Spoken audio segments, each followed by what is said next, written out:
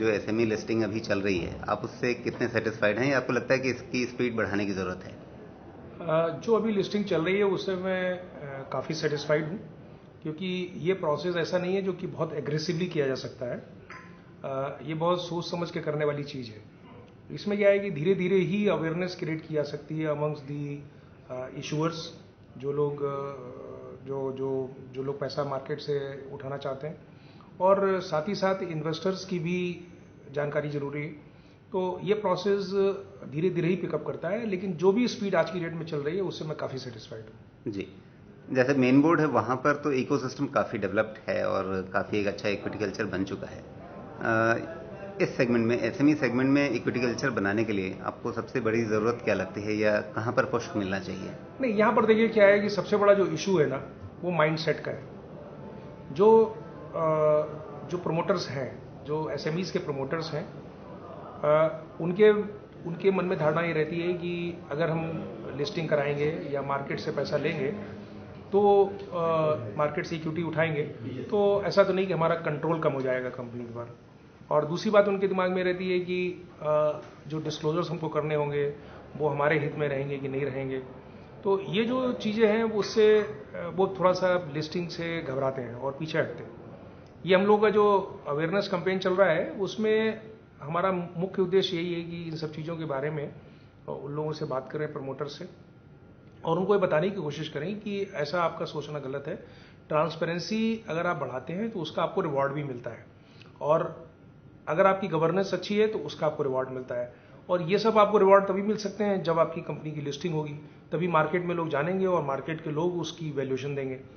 अभी अगर आप अनलिस्टेड हैं और बहुत ही क्लोज ग्रुप में उसकी शेयर होल्डिंग है तो आपको भी अपनी कंपनी की वैल्यूएशन के बारे में ठीक से पता नहीं चलता है, और आप उसकी जो वैल्यूएशन है आपको ये भी अंदाज नहीं लगता है कि हम कौन से स्टेप्स ऐसे लें जिससे कि कल को हम उसकी वैल्यूएशन को बढ़ा सकें।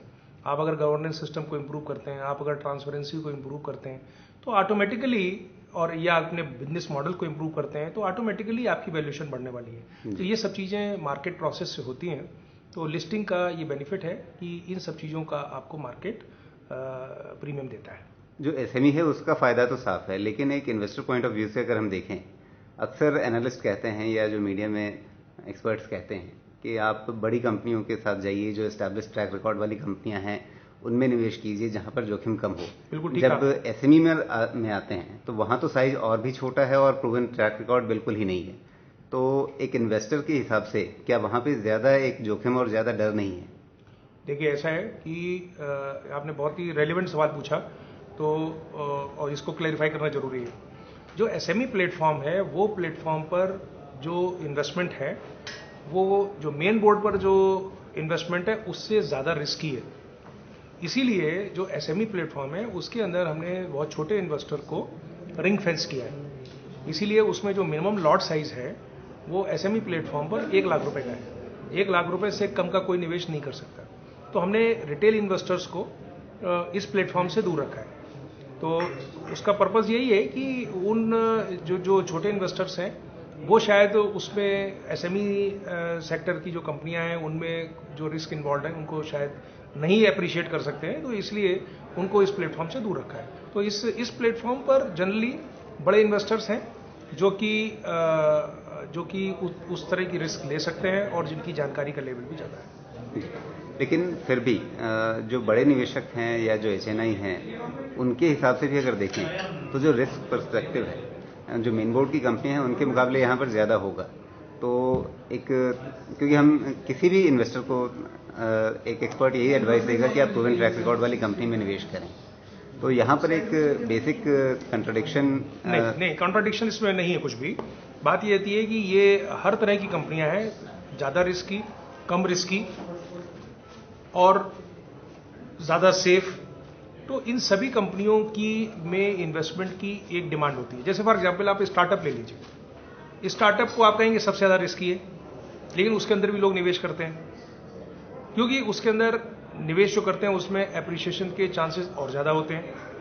तो इसकी फंडिंग भी हम लोग प्रमोट कर रहे हैं। तो लेकिन क्या है, हम ये देखते हैं कि किस तरह के इन्वेस्टर्स में को इस इस मार्केट में अलाउ करना चाहिए और कौन से इन्वेस्टर्स को हमको रिंग फेंस करना चाहिए। जैसे फॉर एग्जांपल हमने स्टार्टअप्स के लिए जो नॉर्म्स रखी हैं उसके अंदर हमने 10 लाख रुपए का लॉट रखा है, लॉट साइज रखा है।